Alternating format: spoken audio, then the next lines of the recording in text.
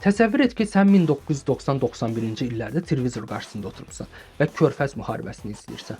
Amma bu dəfə gördüyün sadəcə xəbər deyil, çünki kameralar səhranın ortasında hərəkət edən konvoyları göstərir. Qum fırtınasının içində keçən texnika, uzaqda görünən partlayışlar və bütün bu xaosun içində diqqətini çəkən bir detal var. Hər kadrda təkrarlanan iri və qəribə bir maşın. Bu avtomobil sonradan bütün dünyanın Hummer kimi tanıyacağı modeldir.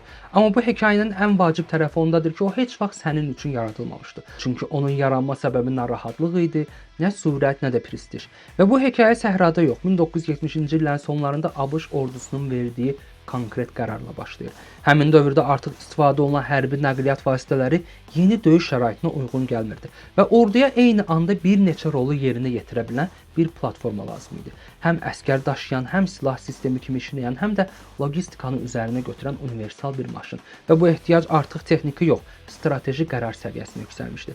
Məhz buna görə Pentaqon geniş miqyaslı proqram başladı və bu yarışa AM General, Chrysler Defense və Trident Continental Motors qoşulur.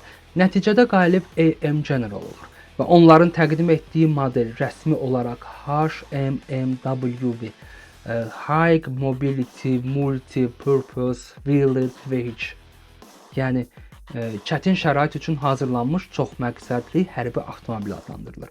Lakin bu ad o qədər mürəkkəb idi ki, əsgərlər onu sadələşdirərək Humvee deyə çağırmağa başlayır.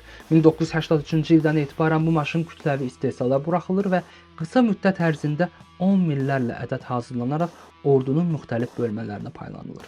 Bu avtomobillər dünyanın ən çətin şəraitlərində sınaqdan keçirilir və məhz bu sınaqlar onların real gücünü ortaya çıxarır. Bu maşın sürət üçün yox, keçilməz görünən yerlərdən keçmək üçün yaradılmışdı və onun iri təkərləri, yüksək klirensi və geniş şassi quluşu onu digər 4x4, yəni tam ötürücülü modellərdən açıq şəkildə fərqləndirir. Amma əsas fərq yalnız ölçüdə deyildi, çünki bu avtomobil şəraitə uyğunlaşa bilirdi. Sürücü tək bir düymə ilə təkər təzyiqini dəyişə bilir, qumda batmamaq üçün onu azaldır, daşlıq ərazilərdə isə artıraraq sabitliyi qoruyurdu.